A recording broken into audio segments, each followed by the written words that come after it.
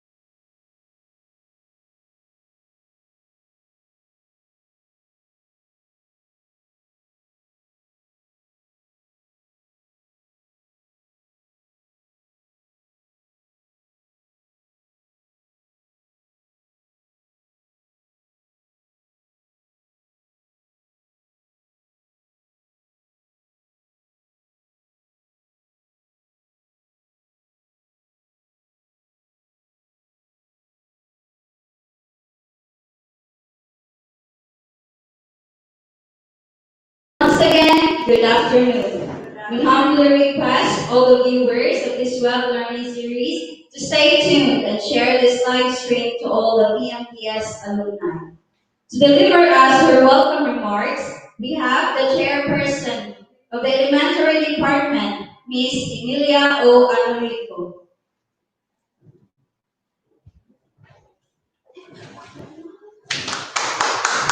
Dr. Roland A. Martinez, our school director, department chairs, teachers, guests, alumni, ladies and gentlemen, good afternoon. Good afternoon. It is my pleasure to welcome you all to this first ever PMDS Web Learning Series on championing resilience. Most of you are now in the comforts of your home, and we are pleased to have you joining our web learning series via YouTube. A truly resilient alumni are those who can manage their emotions, even when faced with adversity, so they can keep working towards their goal. Resilience starts by facing feelings about the situation and contain any disappointment, frustration, or anger. This web learning provides us an opportunity to enlighten our hearts and minds on how to manage ourselves in the midst of this global pandemic. The present challenge is a chance for us to refine our values. Resiliency is one of the important traits which should be strengthened in order to survive and to continue with our daily activities.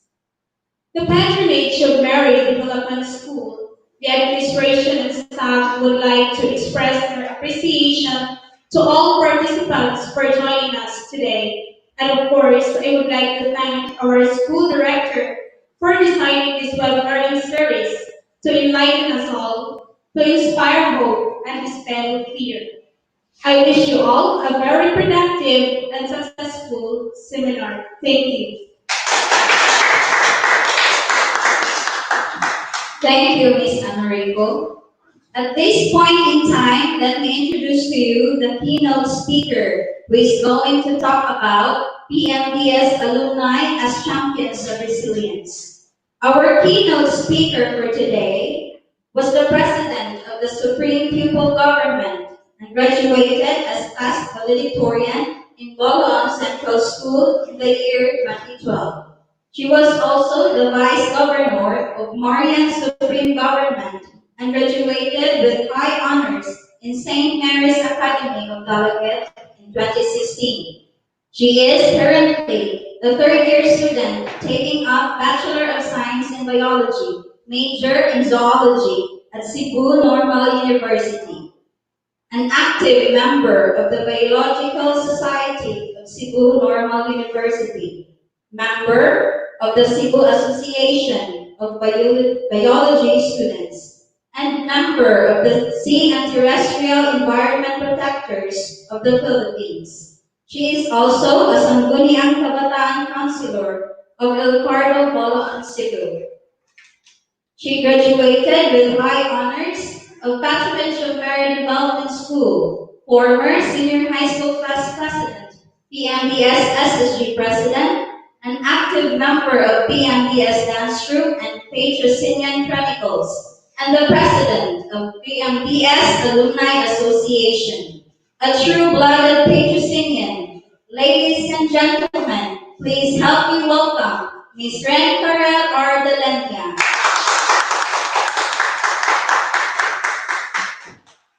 Thank you so much, Teacher Ruth, for the kind introduction.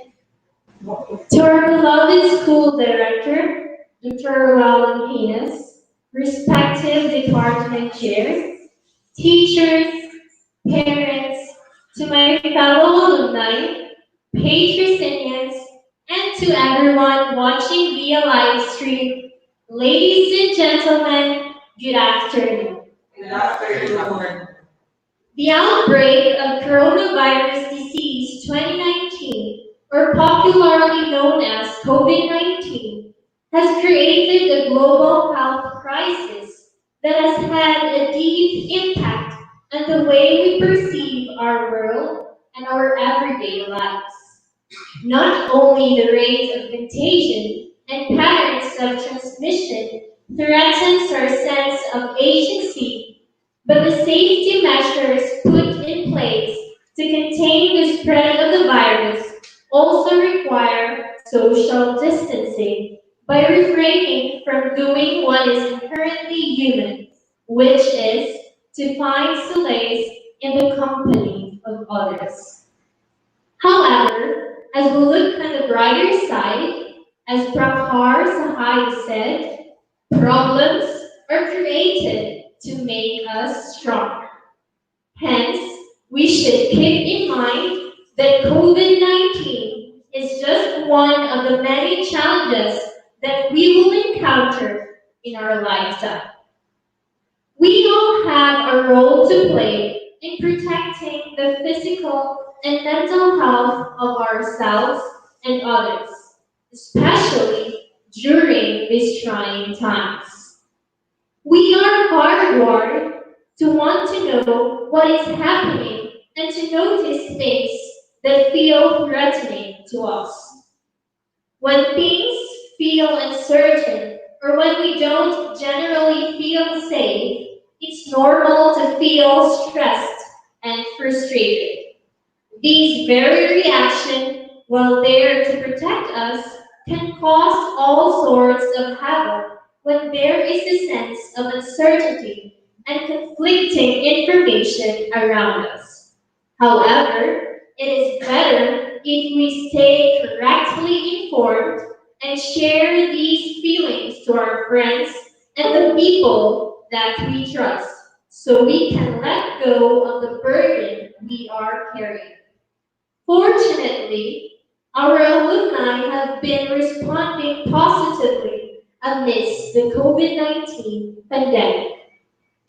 Few alumni volunteered to help and guide other people as frontliners of their respective municipalities.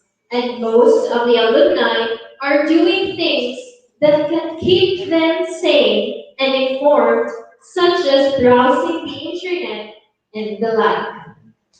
The COVID-19 can be the moment the world pushes back against fear and isolationism and turns instead towards hope, solidarity, and a shared sense of global community. According to United Nations Development Program, 3.55 million people have been infected by COVID-19 and nearby a quarter of a million have perished. Billions of people are on lockdown or in self-isolation. No one doubts that COVID-19 is one of the most dire threats the world has ever faced. And yet, amidst the confusion and anxiety, there are ever stronger signs of hope and solidarity, a sense of and desire for togetherness. It is this spirit of global togetherness that gives us hope. In this time of crisis, we are all neighbors in the world, and success will only be achieved when all people in all countries are protected. Thankfully, this shared sense of responsibility has seen the world come together in ways that we have not seen for some time. And the examples are everywhere. Without ignoring the realities we face, it is clear that the world is reaching for a positive message. These words were echoed by UN Secretary General Antonio Guterres to world leaders as he emphasized the need for solidarity and global cooperation. Certainly, there will be many lessons learned once COVID-19 has passed. And amidst the pain that we continue to endure, we should find comfort in the stories of hope and solidarity and continue to see the value in the positive, encouraging lessons that are emerging for a post-COVID world. Thus, inspiring hope to our fellow youth today is very, very important. It is important to note that we are not helpless in light of current news events, and we can always choose our response. As alumni of PMDS, let us help each other by taking care of our mental health in the face of uncertainty. Separate what you can control from what you cannot. There are things you can do, and it's helpful to focus on those, such as washing your hands, reminding others to wash theirs, and of course, taking your vitamins. Do what helps you feel a sense of safety. This will be different for everyone, and it's important not to compare yourself to others. It's alright if you've decided what makes you feel safe is to limit of large social events, but make sure you separate when you are isolating based on potential of sickness versus isolating because it's part of depression. Challenge yourself to stay in the present. Perhaps your worry is compounding. You are not only thinking about what is currently happening, but also projecting into the future. When you find yourself worrying about something that hasn't happened yet, gently bring yourself back to the present moment. Notice the sights, sounds, tastes, and other sensory experiences in your immediate moment and name them. Engaging in mindfulness activities is one way to help stay grounded when things feel beyond your control. Stay connected and reach out if you need more support. As I mentioned, talk to trusted friends about what you are feeling, and as a PMBS family, we are always here for you too. So never hesitate to ask for any help from us. According to Malala COVID-19 response, almost 90% of the world's countries have shut their schools in efforts to slow the transmission of COVID-19. There are more than 1 billion affected learners, which is 67.6% of total enrolled learners and 143 countrywide closures. In the Philippines, there are more than 28 million learners affected. Despite these information, it is important to remember that COVID-19 does not differentiate between borders, ethnicities, disability status, age, or gender.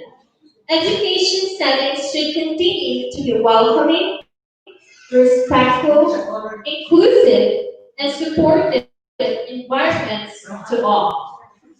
Hence, as Patrocinians, we can promote continuity in education and resilience by showing our moral support to one another.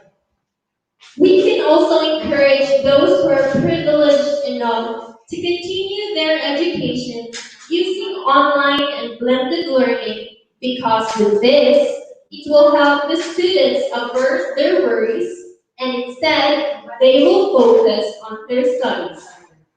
And as Ken Holmes has said, educational responses to the crisis are capable of changing the meanings, purposes, and values of school.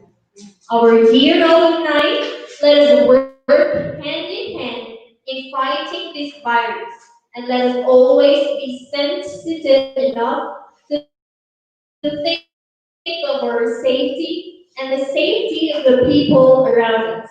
Because no matter how cliche it sounds, it is always better safe than sorry.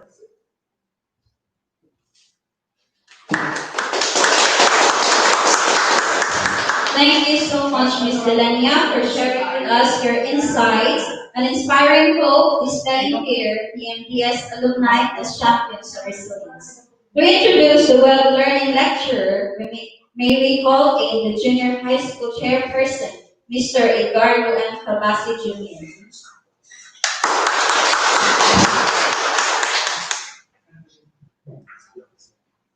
Our speaker today is a teacher, researcher, public servant, youth leader, and national speaker, and reviewer for the licensure examination for teachers and civil service examination. As classroom teacher, his brand of pedagogy is eclectic and learner-centered. The ease, comfort, and joy of the learner are the very core of his teaching philosophy.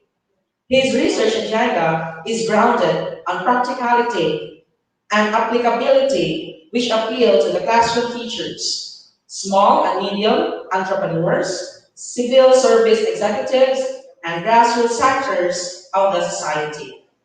He also completed the degrees Doctor of Philosophy at the University of San Carlos and Doctor of Philosophy in English at the University of San Jose Recoletos in Cebu City.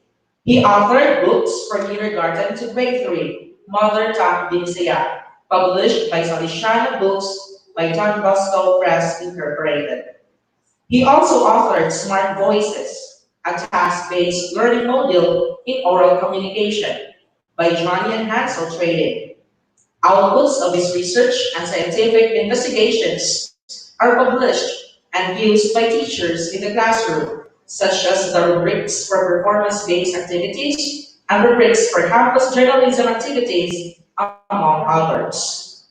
He teaches humanities, curriculum development, developmental reading, assessment of learning, educational technology, and methods of teaching in college, management and leadership courses in graduate school, and oral communication, practical research, 21st century literatures of the Philippines and the world, and contemporary Philippine arts from the regions in the senior high school.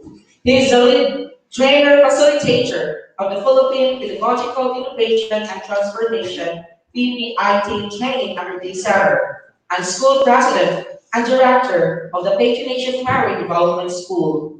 Ladies and gentlemen, please help me welcome Dr. Noel A. Laninas.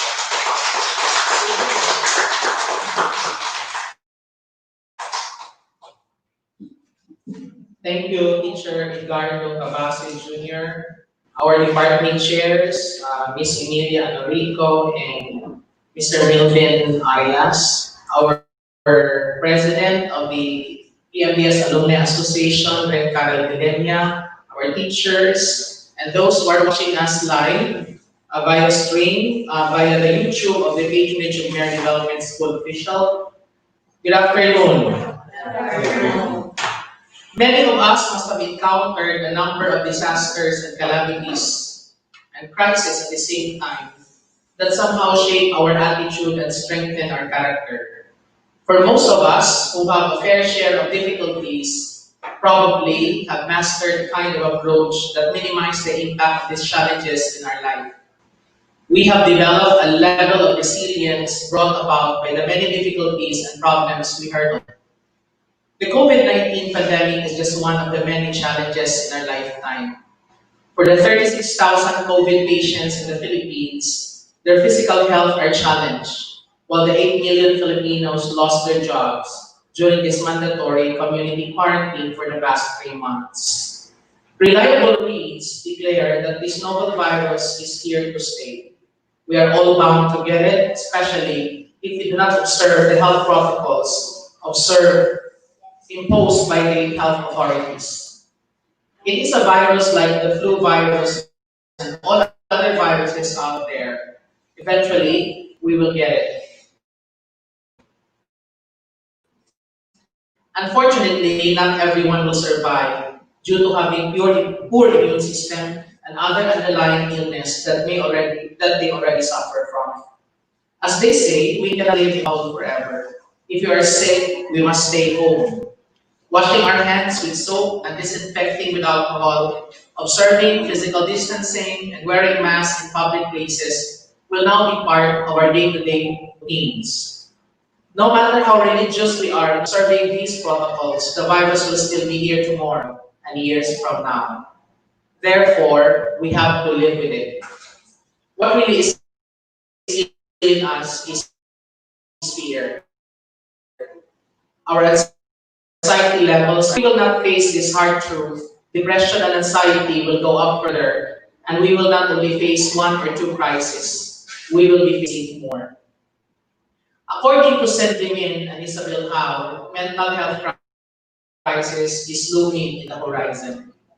The first wave of crisis affected our physical health, and the second, economic. Now, we come to the third wave, the mental health crisis. Our system is still ill-prepared despite the many cases we have even before this pandemic. Prior disasters have already triggered rising mental health challenge and great inequalities, especially among young children, given that mental well-being is a core pillar of effective learning. we feel an ever greater sense of urgency regarding the need for investments in mental health solutions. According to the 2015 data from Global Burden of Diseases study, suicide rates in the Philippines are up to 1.9 for females and 5.8 for males, and 3.8 for both sexes for every 100,000 of the general population. Data from the same study in 2016 sheds light upon our mental health problems. We have close to 9 million prevalent cases of mental, neurological, and substance abuse disorders, and 3.3 million of which are anxiety disorder, and 2.6 million are depression.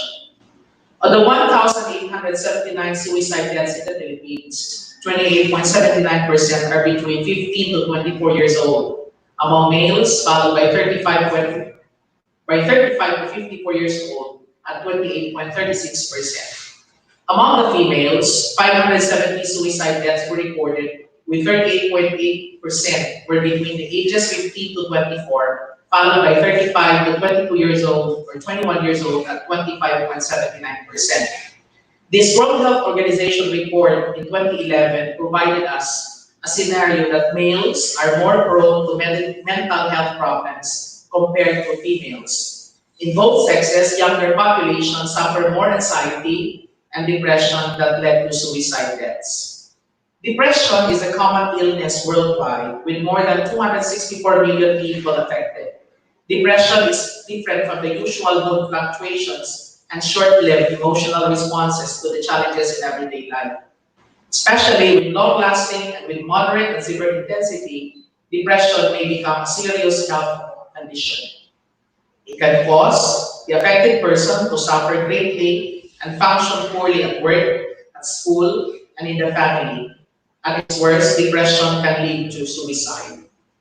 Although there are no effective treatments for mental disorders, between 76% to 85% of people in low and middle income countries receive no treatment for this disorder. Barriers to effective care include lack of resources, lack of trained healthcare providers, and social stigma associated with mental disorder. Another barrier to effective care is inaccurate assessment. In countries of all income levels, people who are depressed are often not correctly diagnosed, and others who do not have the disorder are often too misdiagnosed and prescribed antidepressants. The COVID-19 pandemic and the nationwide lockdown enforced since March 24 are taking a toll on the mental health of people, triggering new issues while exacerbating the existing, according to mental health experts.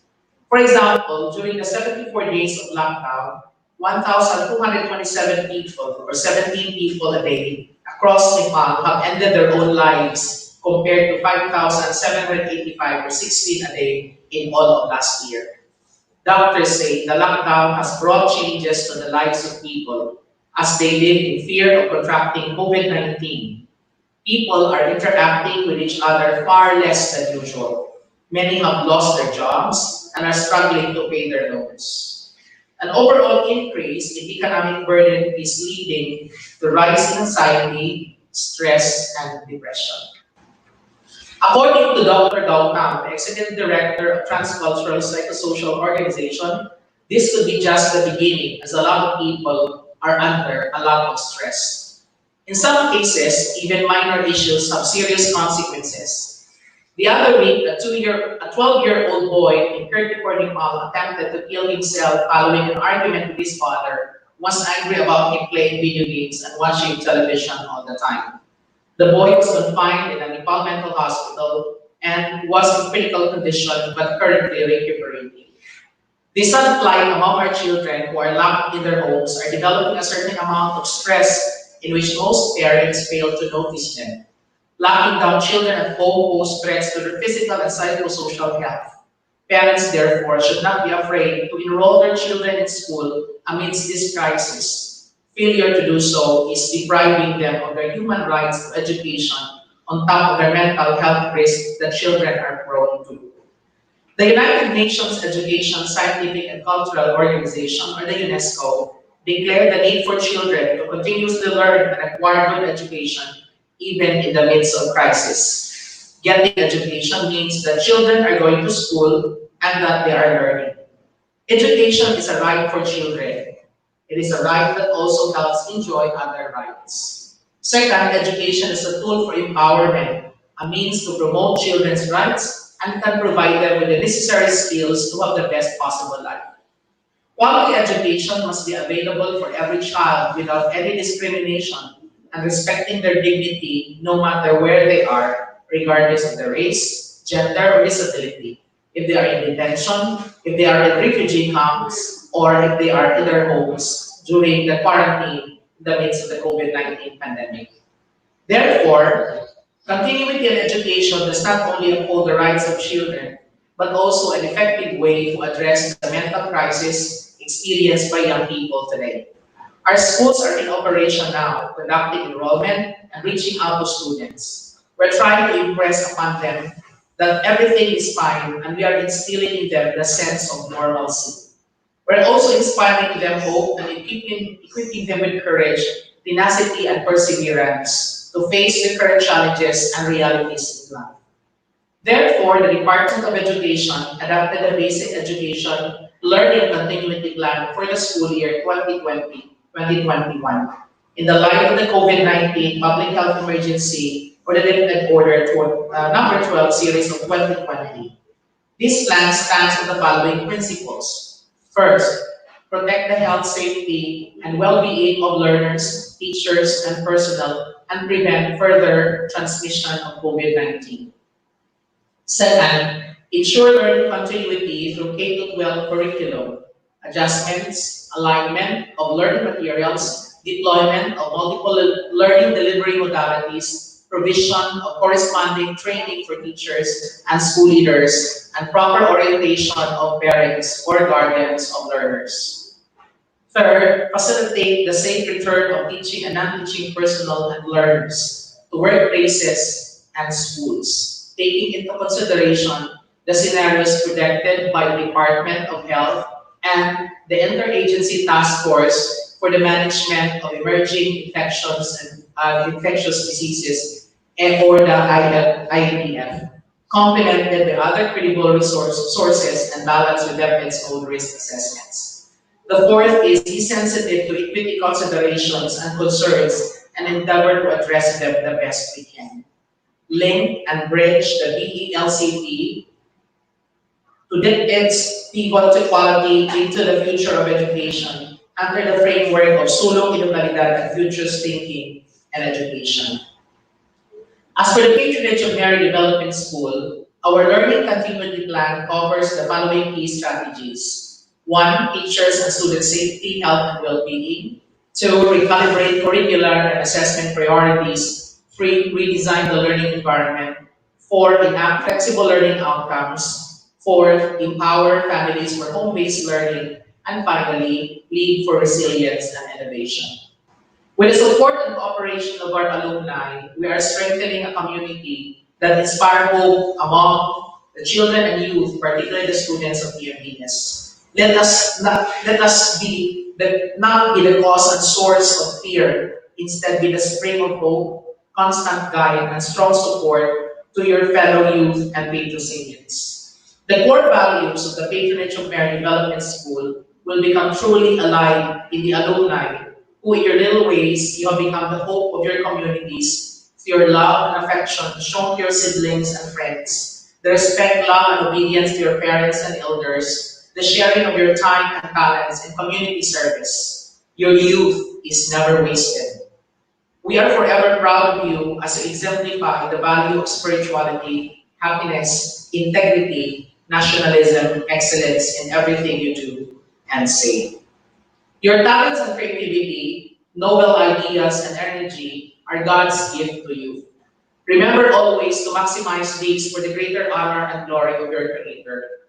In Pope Francis' post-synodal exhortation, Christus Vivit, it opened this way: Christ is alive. He is our hope, and in a wonderful way, He brings youth to our world, and everything He touches becomes young, new, and full of life. Pope Francis drew upon some of the richness of the sacred scriptures, since they often speak of resilience among the young people and how the Lord draws near to encounter them. In the Old Testament, God anointed great souls who experienced fear and hesitated God's invitation, but later on in life, they overcame fear and ended victorious. In an age when young people were not highly regarded, some texts show that God sees them differently. Joseph, for example, was one of the youngest of his family, yet God showed him things in dreams, and when about 20 years old, he outshone all his brothers in important affairs. In Gideon, we see the frankness of young people who are not used to sugarcoating reality. When told that the Lord was with him, Gideon responded, "But if the Lord is with us, why then have all these things happened to us?" God was not offended by the reproach of Gideon, but went on to order him, "Go, in this might of yours, you deliver Israel." Samuel was still a young boy, yet the Lord spoke to him. Thanks to the advice of an adult, he opened his heart to hear God's call. "Speak, Lord, for your servant is listening." As a result, he became a great prophet who intervened at critical moments in the history of his country. And King Saul was also young when the Lord called him to undertake his mission. King David was chosen while still a young boy. When the prophet Samuel was seeking the future king of Israel, a man offered as candidates his sons, who were older and more experienced. Yet the prophet said that the chosen one was the young David, who was out tending the flock. For man looks an outward appearance, but the Lord looks on the heart. The glory of youth is in the heart more than the physical strength or the impression given to others. Solomon, when he succeeded his father, felt lost and told God, "I am mere youth, not knowing the act." Yet the audacity of youth moved him. With wisdom, he devoted to his mission. Something similar happened to the prophet Jeremiah. And bold despite his youth, to rouse his people, in his fear, he said, "Ah, Lord God, truly I know not how to speak, for I am only a youth." But the Lord told him not to say that and added, "Do not be afraid of them, for I am with you to deliver you." The devotion of the prophet Jeremiah to his mission shows what can happen when the brashness of youth is joined to the power of God. A Jewish servant girl of the foreign commander Naaman intervened with faith and helped him to be cured of his illness. The young Ruth was a model of generosity in remaining beside her mother-in-law who had fallen on hard times. Yet, she also showed boldness in getting ahead in life. The young people are the hope. Amidst the trials and difficulties, we find the answers from the young. In the midst of this crisis, we find the reason to hope. You are the salt of the earth. You are the light of the world. By your words and actions to proclaim God's glory, you become the salt of the earth that provides the taste that enhances the flavor of life. The life is a gift from the life. This life is a gift from God. It is your choice, your decision to make it beautiful and to make it fruitful. By your works of mercy, you become the light of the world. Your compassion and service to your fellow beings make you a shining light, illuminating the world in this time of darkness, uncertainties, and hopelessness. As faithful children of God, let us rely and trust on His promises.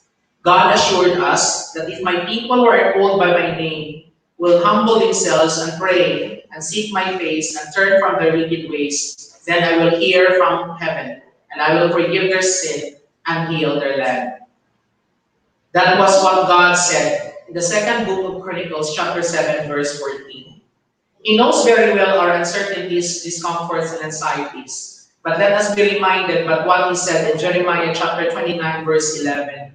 "For I know the plans I have for you, declares the Lord, plans to prosper you and not to harm you, plans to give you hope and a future." Let us therefore make our faith grow stronger. We may be few, we may be small, but our faith is strong. Let the light of God dispel fear and unnecessary anxiety. The Lord is my light and my salvation. Whom shall I fear? The Lord is the stronghold of my life. Of whom shall I be afraid? When evil advances against me to devour my flesh, when my enemies and my foes attack me, they will stumble and fall. As what God promised in the book of Psalms, chapter 7, verse 1. Further, God has been so clear of his constant help in Isaiah chapter 41, verse 13. For I am the Lord your God, who takes hold of your right hand and says to you, do not fear, I will help you. Our God is a loving God. Our God is a caring God. He wants us to trust him. He said, cast all your anxiety on him because he cares for you, as he proclaimed in the first book of Peter, chapter 5, verse 7. Let us trust God, for he will not leave us, and he will be with us in this trying time. The Lord himself goes before you and will be with you, and he will never leave you nor forsake you. Do not be afraid or do not be discouraged, as declared in the Old Testament, the book of Deuteronomy, chapter 31, verse 18. The youth, particularly the Patrocinian alumni, play a significant role in inspiring hope, especially this time of pandemic. Therefore, we cannot afford to fail. God has a purpose for each one of us, and your being a Patrocinian is never an accident. You are destined to be born in this era beset by crisis. Therefore, you are at the forefront of inspiring hope and models of resilience in this trying time. Trust God's timing, rely on His promises, wait for His answers, believe in His miracles, rejoice in His goodness, and relax in His presence. Thank you, our dear Pmds alumni, and good afternoon. Thank you so much, Dr. Ruel, for providing us significant information which is timely and relevant.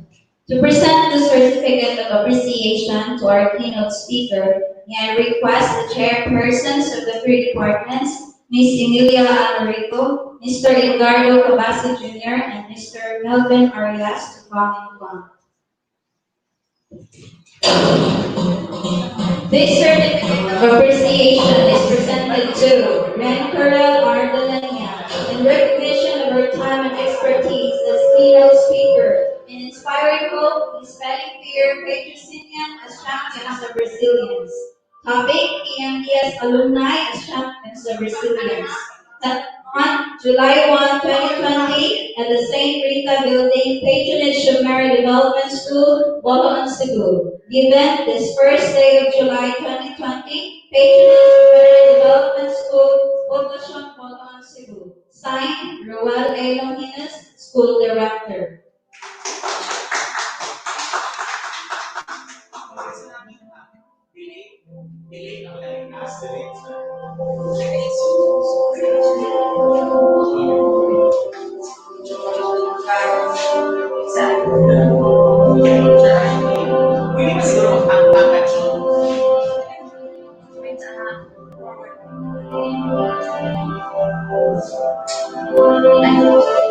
One, two, three.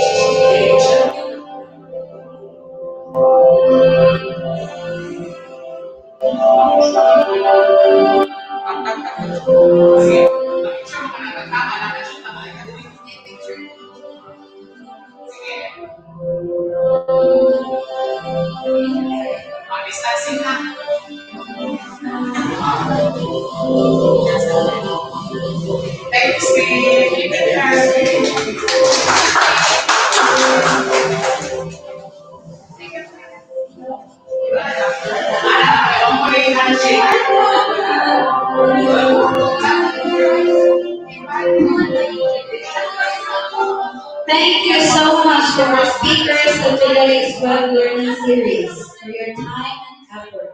To deliver us his closing remarks, we have the chairperson of the Junior High School Department, Mr. Lizardo Cabasi Jr.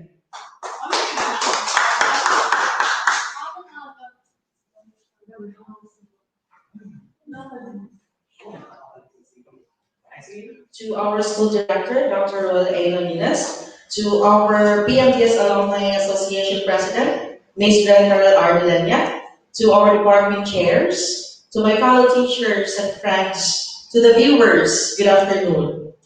Filipinos are known to be very resilient. In times of calamities and catastrophes, we always manage to rise above the challenge. Instead of wallowing in misery, we manage to pick ourselves up and smile. According to Elizabeth Edwards, resilience is accepting your new reality, even if it is less good than the one you had before. This is our new reality. We have a new kind of normalcy. The things we used to do and the places we used to visit are out of our habits. But that is okay. We just have to move outside of our comfort zone because once we know it is possible, it becomes our new normal. In our learning session today, PMDS alumni as champions of resilience gives us an inspiration that we are not alone in this battle. As Patrocinians, we have elder brothers and sisters to help us to clear our doubts and to dispel our fears. We just have to strengthen our emotional capabilities. Emotional balance plays a key role in resilience, having self-awareness, self-compassion, self-care, and positive outlook in life. We will survive in this pandemic. Self-care is so important, especially these days when our uncertainty seems to be our new normal. Resiliency is the ability to become strong, healthy, and successful again after something bad happened. Let us not be consumed by our fears. Instead, be bold and courageous to overcome this challenge we are facing right now. Ignite your Patrocinians, ignite your Patrocinian hopes to inspire others and to dispel their fears. Bear in mind that you are a Patrocinian and you are a champion of resilience. Thank you very much and God bless us all. Thank you, Teacher Ed. That ends our third day of the PMDS Web Learning Series 2020, Inspiring Hope, Dispelling Fear, Patrocinians as Champions of Resilience. To our viewers, thank you for sharing this video to your friends and stay tuned for tomorrow's Web Learning Series for students. Together we soar higher, shine brighter, Patrocinians. Thank you and God bless everyone.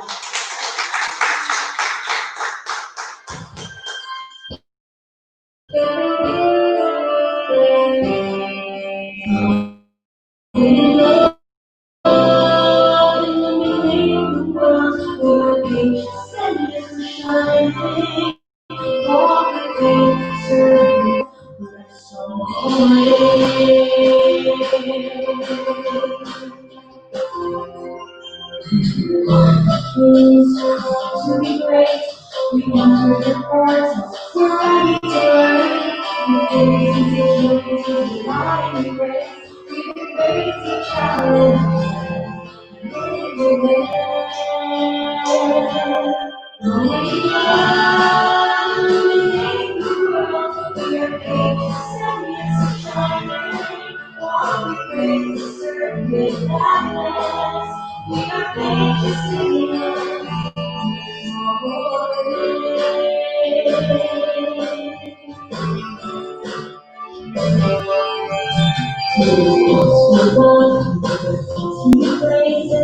Into the bridge and promise faces, on the climb of the fall, if you find me coming up, going on, in the world, we stay just shine. We have to turn the times, we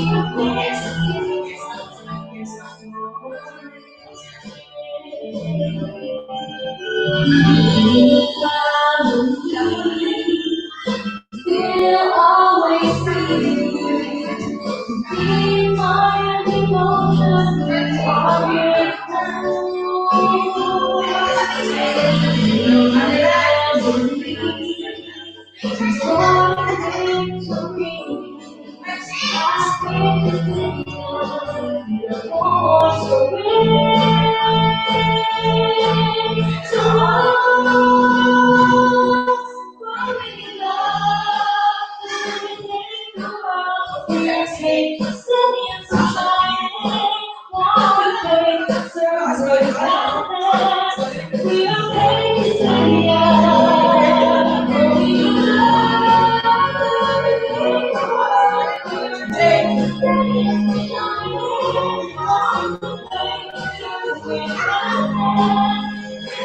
Ano kita?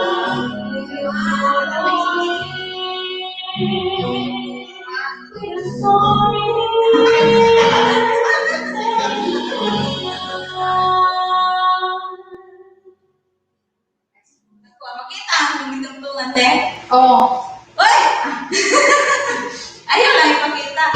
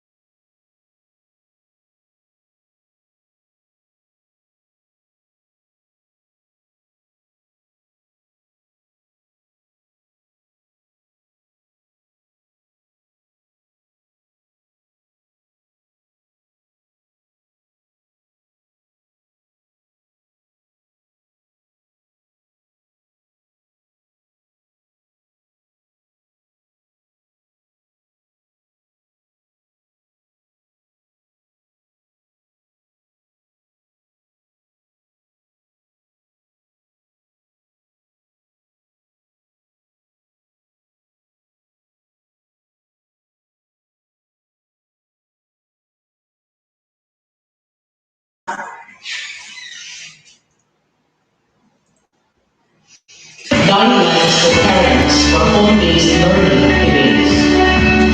Develop a schedule of learning session. We propose one for your child. You may develop your own or make some modifications out of your proposed schedule. Basically, a permanent study or learning method. It should be active, comfortable, free on noise, and with good ventilation. Develop a motivation technique or strategy to make the child follow the routine every day from Monday to Friday. Learning sessions should not be less than 2 hours, not more than 3 hours per day. Allow your child to play games, watch movies, enjoy his or her hobbies, and other worthwhile activities that she likes doing, only when she or he is done with the learning session. Sundays and Saturdays should be spent with family activities. Prepare healthy snacks, especially a snack break or recess in between learning sessions. Always express words of praise to encouragement. Know the positive behavior all the time. It is okay to make mistakes. Doing the learning tasks is already achievement. Parents, as facilitators of learning at home, know best for their children. You can impose your own way of achieving productive and quality learning sessions at home, according to the family practices and traditions. Learning is self-paced. It is not a race. It is not a competition. Skills cannot be mastered immediately. It has to be continuously and constantly practiced. It has to be nurtured with a positive, supportive environment. For clarification of your questions, please contact the Master Advisor at 9 in the morning or in the afternoon by a messenger or mobile phone on the video lessons uploaded to the Google Classroom cover only essential competencies. Therefore, these are the focus of the learning activities at home. Bridging classes or follow-up discussions for reinforcement and enhancement of learning may be done face-to-face or through synchronous session whenever feasible. Face-to-face learning session in school may start when community quarantine is lifted not clearance from government authorities or local government officials. Some tax-exempt teachers and advisors, as well as experts for Google Math and Google, are protected for study loan.